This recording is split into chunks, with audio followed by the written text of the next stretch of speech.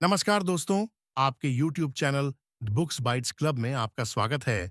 आज हम बात करने वाले हैं book chicken soup for the soul के बारे में, जिसके कवि जैक कैनफील्ड और मार्क विक्टर हैंसन हैं। लेखक अपने मित्र के बारे में एक सुंदर कहानी साझा करते हैं, जो सूर्यास्त के समय एक सुनसान मैक्सिकन समुद्र तट पर टहल रहा था। दूर से उसने देखा कि एक और आदमी नीचे झुककर पानी में कुछ फेंक रहा था। जब वह पास गया तो उसने देखा कि वह आदमी किनारे पर बहकर आई स्टारफिश को उठाकर वापस समुद्र में फेंक रहा था। उत्सुकतावश लेखक के मित्र ने उस आदमी का अभिवादन किया और उससे पूछा कि वह क्या कर रहा है। उस व्यक्ति ने बताया कि स्टारफिश एक तेज ज्वार की लहर के बाद समुद्र तट पर फंस गई थी और अगर वे वहां रहती तो ऑक्सीजन की कमी के कारण मर जाती। लेखक के दोस्त ने उस व्यक्ति से सवाल किया और कहा कि समुद्र तट पर हजारों स्टारफिश थीं और उन सभी को बचाना असंभव होगा। उसे आश्चर्य हुआ कि क्या उस व्यक्ति के प्रयासों से कोई महत्वपूर्ण अंतर आएगा। मुस्कुराते हुए स्थानीय व्यक्ति ने एक और स्टारफिश उठाई, उसे समुद्र में फेंक दिया और कहा, इससे थोड़ा फर्क पड़ेगा और मेरा दिल खुश होगा ये जानकर कि मैंने उनकी मदद करने के लिए जो कुछ भी कर सकता था किया। यह कहानी हमें याद दिलाती है कि भले ही हम एक ही प्रयास से बड़े पैमाने पर परिवर्तन लाने में सक्षम न हों, फिर भी हम छोटे छोटे कदम उठाकर बदलाव ला सकते हैं। ठीक उसी तरह जैसे उस स्थानीय व्यक्ति ने एक एक करके स्टारफिश को बचाया था। तो आइए हम अपने कार्यों की शक्ति को याद रखें, चाहे वे कितने भी छोटे क्यों ना हों। साथ मिलकर हम अपने आसपास की दुनिया पर सकारात्मक प्रभाव डाल सकते हैं। आज हमारे साथ जुड़ने के लिए धन्यवाद और हम आशा करते हैं कि यह कहानी आपको अपने अनूठे तरीके से बदलाव लाने के लिए प्रेरित करेगी। इस पुस्तक में हम प्रेरणादायक और प्रेरक कहानियों के संग्रह में गहराई से उतरेंगे। जैक कैनफील्ड और मार्क विक्टर हैंसन, दो प्रसिद्ध वक्ताओं ने बेहतरीन कहानियों को संकलित किया है, जिन्होंने पूरे अमेरिका में लोगों के दिलों को छू लिया है। उनकी पुस्तक हमें जीवन की चुनौतियों और असफलताओं से उबरने में मदद करने के लिए ज्ञान, आशा और सशक्तिकरण प्रदान करती है। ये बहुप्रशंसित पुस्तक अपने आरंभिक प्रकाशन के 2 दशक बाद भी बेस्ट सेलर बन गई है, क्योंकि इसमें वैश्विक स्तर पर जीवन को बदलने की क्षमता है।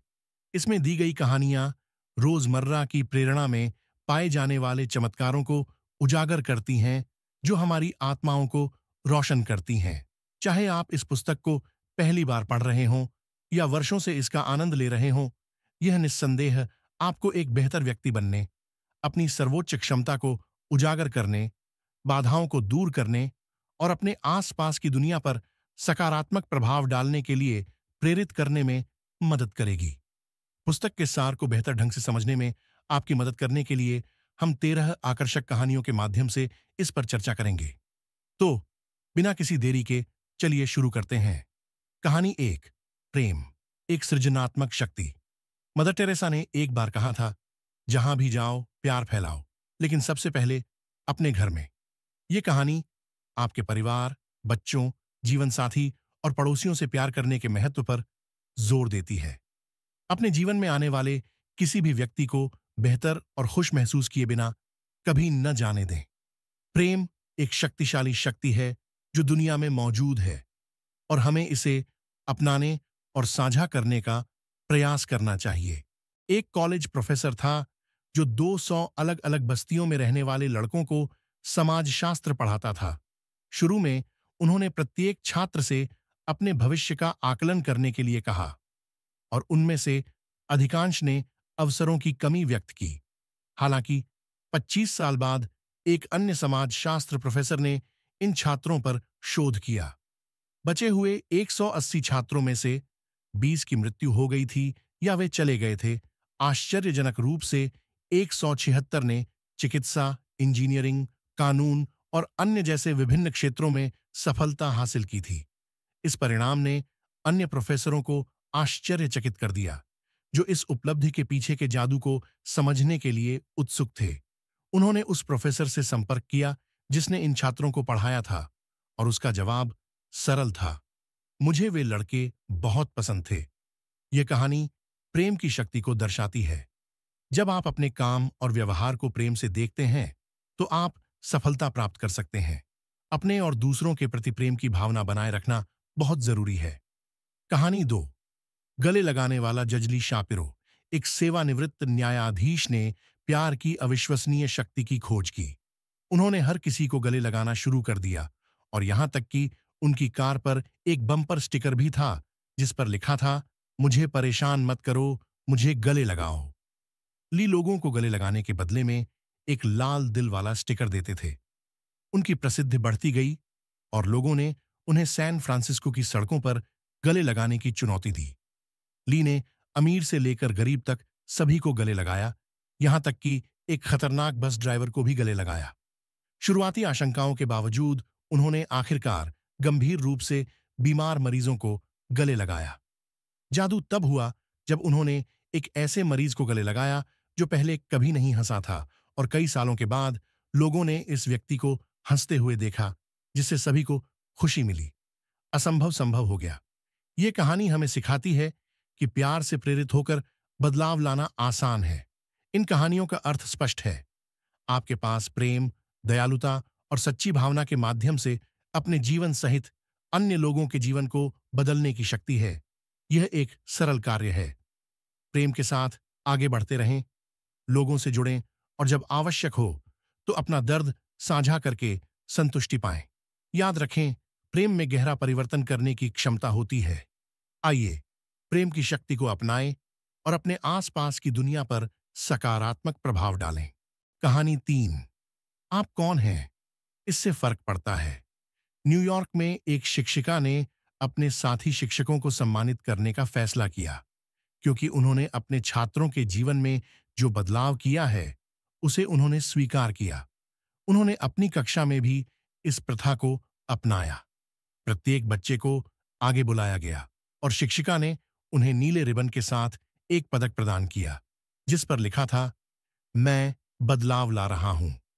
इस परियोजना को जारी रखने के लिए शिक्षक ने प्रत्येक बच्चे को 3 अतिरिक्त रिबन दिए और उन्हें प्रोत्साहित किया कि वे उन्हें दूसरों को दें जिनके बारे में उन्हें लगता था कि वे सम्मान के हकदार हैं। बच्चों ने उत्सुकता से रिबन बांटे और उन व्यक्तियों का सम्मान किया जिन्हें वे योग्य मानते थे। एक बच्चे ने रिबन एक कर्मचारी को दिया, उनकी कड़ी मेहनत को स्वीकार करते हुए। कर्मचारी इस भाव से प्रभावित होकर अपने बॉस को रिबन दिया और उनके समर्पण के लिए प्रशंसा व्यक्त की। बॉस यह तय नहीं कर पा रहे थे कि किसे सम्मानित किया जाए, उनके घर गए और उनके बेटे को रिबन भेंट किया। भावुक क्षण में बॉस ने कबूल किया कि वे काम के दबाव के कारण व्यस्त थे और कभी-कभी अपने बेटे पर चिल्लाते थे। हालांकि वे अपने बेटे को यह बताना चाहते थे कि वह एक आदर्श बेटा है और उसे उसकी मां के बाद सबसे ज्यादा प्यार किया जाता है। भावनाओं से अभिभूत बेटे ने बताया कि उसने आत्महत्या करने के बारे में सोचा था, क्योंकि उसे लगता था कि उसके पिता उससे प्यार नहीं करते। लेकिन अब सच्चाई जानने के बाद उसे रिबन की जरूरत नहीं रही, क्योंकि उसे लगा कि उसे प्यार किया जा रहा है। एक साधारण से काम से एक जिंदगी बच गई। ये कहानी इस बात पर जोर देती है कि हम में से हर किसी के पास बदलाव लाने की शक्ति है। हम दूसरों के साथ कैसा व्यवहार करते हैं, इसका उनके जीवन पर गहरा असर हो सकता है। अपने सच्चे स्व को अपनाएं, अपनी ताकत को स्वीकार करें और आत्मविश्वास के साथ आगे बढ़ें। अपनी उपलब्धियों का जश्न मनाएं और अपने जीवन के सभी पहलुओं में सकारात्मकता फैलाएं। याद रखें, आप दयालुता और पहचान के माध्यम से जीवन बदलने की शक्ति रखते हैं। आइए हम एक दूसरे को ऊपर उठाने और प्रेरित करने का प्रयास करें। एक समय में एक छोटे से कार्य से दुनिया में बदलाव लाएं। कहानी 4। एक भाई। ऐसा भी क्रिसमस के दौरान पॉल नाम के एक लड़के को उसके भाई से उपहार के रूप में एक कार मिली। अपनी नई संपत्ति के बारे में उत्साहित पॉल कार के साथ टहलने चला गया। जब वह पार्किंग में दाखिल हुआ तो उसकी मुलाकात जैक नाम के एक लड़के से हुई। उत्सुकतावश जैक ने पूछा कि क्या कार पॉल की है। पॉल ने गर्व से पुष्टि की कि यह वास्तव में उसकी कार थी, जो उसे उसके भाई ने दी थी। जैक का चेहरा खुशी से चमक उठा। उसने कहा कि बिना कोई पैसा खर्च किए ऐसा उपहार पाना कितना अद्भुत होगा। उस समय पॉल के दिमाग में एक विचार आया। उसने जैक से पूछा कि क्या वह उसकी कार में सवारी करना चाहता है। जैक ने उत्सुकता से हामी भरी और दोनों साथ साथ सवारी के लिए निकल पड़े। सवारी के दौरान वे जैक के घर के पास पहुंचे और उसने पॉल से रुकने को कहा। जैक जल्दी से अंदर गया और अपने विकलांग भाई को बाहर ले आया। जैक ने उत्साह से अपने भाई से कार देखने को कहा और कहा कि एक दिन वह उसे भी ऐसा ही अनुभव देगा, जहां वह कार की खिड़की से क्रिसमस की रोशनी का आनंद ले सकेगा। इस भाव से अभिभूत होकर पॉल की आंखों में आंसू आ गए। उसने दोनों भाइयों को कार में अपने साथ आने के लिए आमंत्रित किया और वे एक साथ एक यादगार यात्रा पर निकल पड़े। ये कहानी हमें याद दिलाती है कि जीवन में हमारे पास जो कुछ है वह उतना महत्वपूर्ण नहीं है जितना कि हम दूसरों को देने के लिए तैयार हैं। सच्ची खुशी दूसरों के साथ खुशी बांटने में है। पहले देना सीखकर हम खुद को खुशी पाने के लिए खोलते हैं और अपने जीवन को और अधिक पूर्ण बनाते हैं। जैसा कि यीशु ने एक बार कहा था, देना वास्तव में एक पुरस्कृत कार्य है। इसलिए आइए हम दूसरों को देने और उनके साथ खुशी साझा करने का प्रयास करें, क्योंकि ऐसा करने से हम अपने और अपने आसपास के लोगों के लिए एक खुशहाल और अधिक सार्थक जीवन बना सकते हैं। तो आइए हम हमेशा प्रेम और करुणा के साथ दूसरों की सेवा करने के लिए तैयार रहें, क्योंकि हमारी सेवा वास्तव में जीवन को बदल सकती है और दुनिया में प्रकाश ला सकती है। कहानी 6। मुस्कान। मुस्कान में अविश्वसनीय शक्ति होती है। इसमें प्यार को बढ़ावा देने और संबंध बनाने की क्षमता होती है। सेंट एक्सुपेरी, एक लड़ाकू पायलट जिसने नाजियों के खिलाफ लड़ाई लड़ी और युद्ध में अपनी जान गंवा दी, ने द स्माइल नामक एक कहानी साझा की। हालांकि यह स्पष्ट नहीं है कि कहानी आत्मकथात्मक थी या काल्पनिक, लेकिन इसका संदेश गहराई से गूंजता है। कहानी में सेंट एक्सुपेरी ने बताया कि कैसे उसे दुश्मन ने पकड़ लिया और जेल की कोठरी में बंद कर दिया। अपने अपहर्ताओं के प्रति अपने टकरावपूर्ण रवैये और अपमानजनक व्यवहार के कारण अगले दिन उसे मृत्युदंड मिलने की आशंका थी। इसलिए वह चिंतित और आशंकित था। जब उसने अपनी जेबों की तलाशी ली तो उसे एक सिगरेट मिली, लेकिन उसे एहसास हुआ कि उसे जलाने के लिए उसके पास माचिस नहीं थी। उस पल उसने मुस्कुराते हुए जेलर से पूछा कि क्या उसके पास कोई खेल है। जेलर ने उसके पास आकर उसे सिगरेट जलाने के लिए लाइट दी और दोनों के बीच मुस्कुराहट का आदान प्रदान हुआ। इस साधारण सी हरकत से बातचीत शुरू हो गई और वे अपने अपने परिवारों की तस्वीरें साझा करने लगे। सेंट एक्सुपेरी ने अपने प्रियजनों को दोबारा न देख पाने के डर को व्यक्त किया और उनके दिल सहानुभूति से भर गए तथा उनके चेहरों पर आंसू बह रहे थे। उनकी साझा मानवता से प्रेरित होकर जेलर ने एक दयालु निर्णय लिया। उसने कोठरी खोली, सेंट एक्सुपेरी को एक गुप्त रास्ते से ले गया और बिना कुछ बोले उसे शहर दिखाया। चुपचाप वे शहर लौट आए। यह कहानी मुस्कान की अविश्वसनीय शक्ति को दर्शाती है। भेद्यता और जुड़ाव के एक पल में एकमात्र मुस्कान ने सेंट एक्सुपेरी की जान बचाई। यह हमें याद दिलाता है कि हर परिस्थिति में हमें एक खुशमिजाज चेहरा बनाए रखने का प्रयास करना चाहिए। हंसी को अपनाकर और मुस्कुराकर हम जीवन की चुनौतियों का डटकर सामना कर सकते हैं। तो आइए हम मुस्कुराने की कला सीखें, क्योंकि यह हमारे मार्ग को रोशन कर सकती है और हमें आगे बढ़ने में मदद कर सकती है, चाहे हमारे सामने कितनी भी बाधाएं क्यों ना हो। कहानी 7। सबसे कोमल जरूरत। हम में से कई लोगों ने यह अंधविश्वास सुना होगा कि काली बिल्ली का रास्ता काटना दुर्भाग्य लाता है। जब लोगों को काली बिल्ली का सामना करना पड़ता है तो वे रुक जाते हैं और रास्ता पार करने से बचते हैं। हालांकि जब आपके पास पालतू बिल्ली होती है तो आप उसका बहुत ख्याल रखते हैं। आप उसके गुस्से या हताशा को शांत करने के लिए उसके फर को धीरे से सहलाते हैं। आप उसे अपनी गोद में भी बैठा सकते हैं, भले ही वह गुर्रा रही हो या परेशान हो। चूंकि आप बिल्ली की देखभाल करते हैं, इसलिए आप उसकी भावनाओं को शांत करने और उसे बेहतर महसूस कराने की पूरी कोशिश करते हैं। बच्चे भी ऐसे ही होते हैं। वे छोटी-छोटी बातों पर परेशान या क्रोधित हो सकते हैं और अपना गुस्सा आप पर निकाल सकते हैं। कई बार उन्हें समझना चुनौतीपूर्ण हो सकता है, लेकिन उन्हें वास्तव में आपके प्यार और समर्थन की जरूरत होती है। जब आपका बच्चा आपके सामने दुखी या क्रोधित हो, तो उसे अकेला छोड़ने या गुस्से से जवाब देने के बजाय उसके पास दयालुता से जाइए और उससे प्यार से बात करें। उन्हें दिखाएं कि आप उनके लिए मौजूद हैं और उनकी चुनौतियों से उभरने में उनकी मदद करने के लिए तैयार हैं। याद रखें, प्यार और सहारा बच्चों की सबसे नाजुक जरूरतें हैं। इसलिए अपने बच्चे को प्यार से समझने और उनकी जरूरत के हिसाब से देखभाल करने की पूरी कोशिश करें। संक्षेप में, जिस तरह एक काली बिल्ली को कोमल देखभाल और ध्यान की आवश्यकता होती है, उसी तरह बच्चों को पनपने के लिए प्यार और समर्थन की आवश्यकता होती है। उन्हें प्यार से पाल पोसकर बड़ा करके हम उनकी भावनाओं को नियंत्रित करने और खुश और अच्छी तरह से समायोजित व्यक्ति बनने में उनकी मदद कर सकते हैं। कहानी 8। बिक्री के लिए पिल्ले। एक स्टोर मालिक था जिसने अपने दरवाजे के ऊपर एक पोस्टर लटका रखा था जिस पर लिखा था, पिल्ले बिक्री के लिए हैं। इसका उद्देश्य उन बच्चों को आकर्षित करना था जो पिल्ला खरीदने में रुचि रखते थे।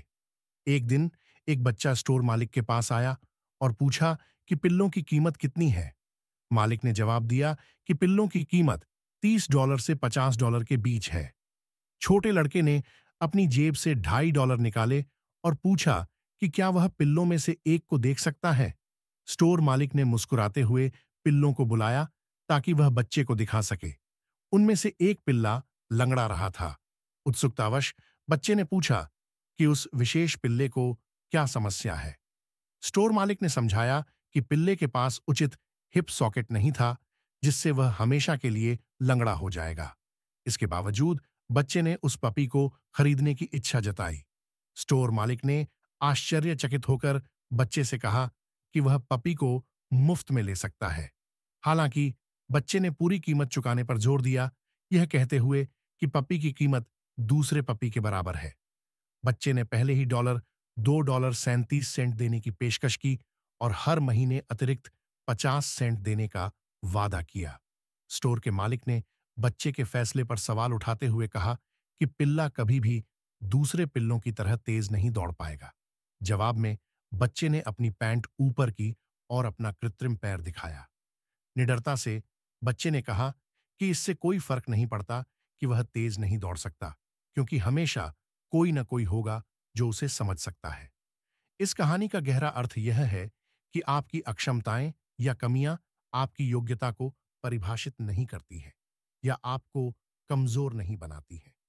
चाहे आपकी कोई भी सीमा क्यों ना हो, आपकी योग्यताएं और गुण अमूल्य हैं। अपनी कमियों को स्वीकार करें, उन्हें ताकत में बदलें और अपने स्वयं के मूल्य पर विश्वास करें। याद रखें, हमेशा कोई ना कोई ऐसा होगा जो आपकी सराहना कर सकता है और आपको समझ सकता है कि आप वास्तव में कौन हैं। कहानी 9। खुद से शुरुआत करें। वेस्टमिंस्टर एब्बे के तहखानों में एक एंग्लिकन बिशप की कब्र थी जिस पर ये शब्द लिखे थे, जब मैं युवा था और कल्पना से भरा हुआ था तो मैंने दुनिया को बदलने का सपना देखा था, लेकिन जैसे जैसे मैं बड़ा हुआ और समझदार हुआ, मुझे एहसास हुआ कि दुनिया को बदलना मेरे बस में नहीं है। इसलिए मैंने अपना ध्यान अपने देश को बदलने पर केंद्रित कर दिया।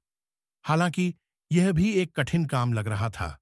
जैसे जैसे मेरी उम्र बढ़ती गई, मैंने अपने परिवार को बदलने के बारे में सोचा।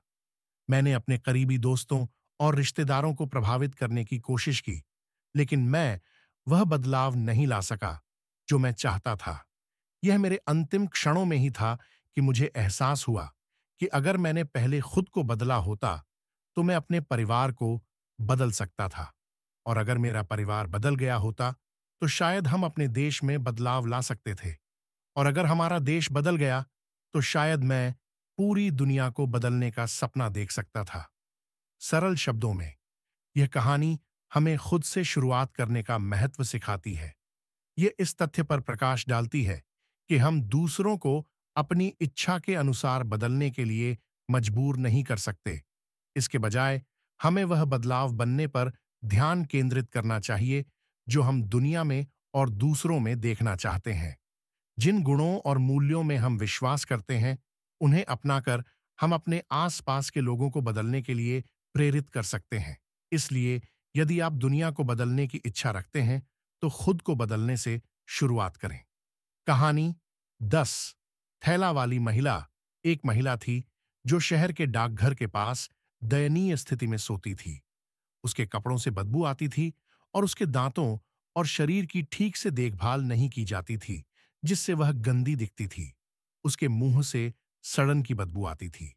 जब डाकघर बंद हो गया, तो वह फुटपाथ पर सोने लगी और अक्सर खुद से बड़बड़ाती रहती थी। गर्मियों में भी वह गर्म ऊनी कपड़े पहनती थी। वह मानसिक रूप से इतनी अस्थिर हो गई थी कि उसे यह भी समझ नहीं आता था कि दरवाजे के अंदर कैसे घुसा जाए। कहानीकार बॉबी प्रोटीन ने उसे ढूंढने का फैसला किया। वह उसके पास गया और बोला, मैं तुम्हारे लिए कुछ खाना लाया हूं, क्या तुम इसे खाना चाहोगी? बूढ़ी औरत ने अपने कांपते हुए दांतों से जवाब दिया, बहुत बहुत धन्यवाद, लेकिन मैं पहले ही भर चुकी हूं। हैरान होकर बॉबी ने पूछा कि उसने खाना अपने लिए क्यों नहीं लिया। बूढ़ी औरत ने जवाब दिया, तुम इसे किसी ऐसे व्यक्ति को क्यों नहीं दे देती जिसे इसकी जरूरत है। इस घटना से पता चलता है कि महिला भले ही पैसे के मामले में गरीब थी, लेकिन वह अपने दयालु व्यवहार में अमीर थी। कहानी हमें एक महत्वपूर्ण सबक सिखाती है। हमें कभी भी किसी व्यक्ति का मूल्यांकन केवल उसकी वित्तीय स्थिति के आधार पर नहीं करना चाहिए। इसके बजाय हमें इस बात पर ध्यान देना चाहिए कि वह दूसरों के साथ कैसा व्यवहार करता है। दूसरों के प्रति हमारे कार्य और व्यवहार से यह पता चलता है कि हम कौन हैं। इसलिए दूसरों के सामने हमारे व्यवहार पर विचार करना महत्वपूर्ण है। सरल शब्दों में कहें तो यह कहानी हमें धन संपत्ति और भौतिक संपत्ति से परे देखने तथा दूसरों के प्रति दया और सहानुभूति को महत्व देने के लिए प्रोत्साहित करती है। कहानी 11 इंसान होने के नियम। एक संपूर्ण मानव जीवन जीने के लिए इन 10 नियमों को याद रखना महत्वपूर्ण है। अपने शरीर का सम्मान करें और उसका ख्याल रखें, क्योंकि यह एकमात्र ऐसा शरीर है जो आपके पास जीवन भर रहेगा, चाहे आप इसे पसंद करें या नहीं। जीवन में हर अनुभव एक मूल्यवान सबक देता है। प्रत्येक परिस्थिति को सीखने और आगे बढ़ने के अवसर के रूप में देखें। असफलता प्रगति का एक स्वाभाविक हिस्सा है। अपनी हार को स्वीकार करें और उन्हें व्यक्तिगत विकास के लिए कदम के रूप में उपयोग करें। अपनी गलतियों से सीखें ताकि उन्हें दोबारा न दोहराएं। लगातार सुधार करने और बेहतर विकल्प चुनने का प्रयास करें। कठिन परिस्थितियों में भी अच्छा महसूस करने के लिए हमेशा कुछ सकारात्मक खोजने का अवसर रहता है। जीवन सीखने की एक यात्रा है और ज्ञान एवं बुद्धि प्राप्त करने की प्रक्रिया कभी समाप्त नहीं होती। प्यार और नफरत परस्पर भावनाएं हैं। आप किसी से सच्चा प्यार या नफरत तभी कर सकते हैं जब वे भी आपके प्रति ऐसी ही भावनाएं रखें। आपके पास अपने लक्ष्यों और सपनों को प्राप्त करने के लिए आवश्यक संसाधन है। आगे बढ़ते समय उन्हें पहचानें और बुद्धिमानी से उनका उपयोग करें। जीवन के सवालों के जवाब आपके भीतर ही हैं। उन जवाबों को पाने के लिए अपनी क्षमताओं और अंतर्ज्ञान पर भरोसा रखें। समय के साथ यादें धुंधली हो जाती हैं और आपके जीवन में जो भी चुनौतियां या घटनाएं घटित होती हैं, वे अंततः समय के साथ धुंधली हो जाती हैं। संक्षेप में, ये नियम हमें अपने शरीर को महत्व देने, आजीवन सीखने, अपनी गलतियों से सीखने, हर स्थिति में सकारात्मकता तलाशने और अपनी क्षमताओं पर भरोसा करने की याद दिलाते हैं। कहानी 12 पालन पोषण पर। आपके बच्चे आपके जैसे नहीं हैं। हालांकि वे आपके जरिए दुनिया में आते हैं, लेकिन वे अपने विचारों और सोच के साथ अद्वितीय व्यक्ति हैं। जबकि आप उनकी शारीरिक जरूरतों को पूरा कर सकते हैं, आप उनकी आत्माओं को नियंत्रित नहीं कर सकते। आप उन्हें अपनी छवि में ढालने की कोशिश कर सकते हैं, लेकिन उन्हें खुद बनने देना जरूरी है। जीवन आगे बढ़ता रहता है और समय कभी रुकता नहीं है। उन्हें अपने जैसा बनाने के बजाय उन्हें खुद का सर्वश्रेष्ठ संस्करण बनने में मदद करने पर ध्यान केंद्रित करें। इस कहानी का सार यह है कि जैसे जैसे समय बदलता है, माता-पिता को अपने बच्चों के दृष्टिकोण को समझने और उनके अनुकूल होने की आवश्यकता होती है। उन्हें अपने सपनों को पूरा करने के लिए प्रोत्साहित करें और उनके चुने हुए रास्तों में उनका साथ दें। यह आपके बच्चों का पालन पोषण करने और उन्हें बड़ा करने का सबसे अच्छा तरीका है। कहानी 13। अपने सपने का पीछा करें। जैक का एक दोस्त था जिसका नाम मोंटी रॉबर्ट्स था और वह सैन यसिड्रो में एक घोड़ा फार्म का मालिक था। मोंटी के पिता एक प्रभावशाली घोड़ा प्रशिक्षक थे और मोंटी खुद भी एक घोड़ा फार्म का मालिक बनना चाहता था। जब मोंटी को स्कूल में अपने सपने के बारे में लिखना था, तो उसने अपनी आकांक्षाओं के बारे में 7 पन्नों का एक विस्तृत पेपर लिखा। हालांकि उसके शिक्षक को विश्वास नहीं था कि मोंटी जैसे मामूली लड़के के लिए ऐसा सपना पूरा करना संभव है। शिक्षक ने सुझाव दिया कि मोंटी को असाइनमेंट पास करने के लिए अधिक प्राप्त करने योग्य लक्ष्य लिखना चाहिए था। निराश होकर मोंटी घर गया और अपने सपने पर पुनर्विचार किया। बहुत सोचने के बाद उसने अपने सपने को पूरा करने का फैसला किया। जब परिणाम आए तो मोंटी के पेपर को फेल ग्रेड मिला और शिक्षक ने उससे मिलने के लिए कहा। शिक्षक ने स्वीकार किया कि वह गलत था और कई बच्चों के सपनों को कुचलने के लिए माफी मांगी। यह कहानी हमें दूसरों की राय को अपने सपनों पर हावी न होने देने का महत्व सिखाती है। दूसरे चाहे जो भी कहें, खुद पर विश्वास करना और अपनी आकांक्षाओं के प्रति लगन से काम करना बहुत जरूरी है। समर्पण और दृढ़ता के साथ हमारे सपने हकीकत बन सकते हैं। निष्कर्ष। अब आइए हम उन सबकों पर पुनः नजर डालें जो हमने सीखे हैं। जीवन में प्रगति करने के लिए प्रेमपूर्ण भावना बनाए रखें। अपना दर्द अपने साथ और दूसरों के साथ साझा करें। अपनी उपलब्धियों का जश्न मनाएं और सकारात्मक मानसिकता बनाए रखें। लेने से पहले देना सीखें और उसमें खुशी खोजें। दूसरों की सेवा करना अपनाएं और इसे अपने जीवन में प्राथमिकता बनाएं। जीवन की चुनौतियों का मुस्कुराहट के साथ सामना करें। अपने बच्चे को प्यार और समर्थन से समझें। अपनी कमजोरियों को स्वीकार करें और उन्हें ताकत में बदलें। अपने जीवन और दुनिया में बदलाव लाने के लिए खुद को बदलना शुरू करें। केवल धन से ही नहीं, बल्कि हृदय से भी समृद्ध बनने पर ध्यान केंद्रित करें। एक सच्चे इंसान होने के 10 नियम याद रखें। अपने बच्चों के विचारों को समझकर और उनके प्रयासों को प्रोत्साहित करके उनका समर्थन करें। अपने सपनों का दृढ़ संकल्प के साथ पीछा करें। इस पुस्तक के माध्यम से हमने प्रेरणादायक और प्रेरक कहानियां खोजी हैं जो हमें अपने जीवन में मार्गदर्शन कर सकती हैं। आपको कौन सी कहानी सबसे ज्यादा पसंद आई? कृपया अपने विचार कमेंट में साझा करें। इसके साथ ही हमारी पुस्तक समाप्त हुई। मुझे आशा है कि आपको हमारी पुस्तक का सारांश पसंद आएगा। यदि हाँ, तो लाइक, शेयर और सब्सक्राइब करना न भूलें। यहां तक हमारे साथ बने रहने के लिए आपका धन्यवाद।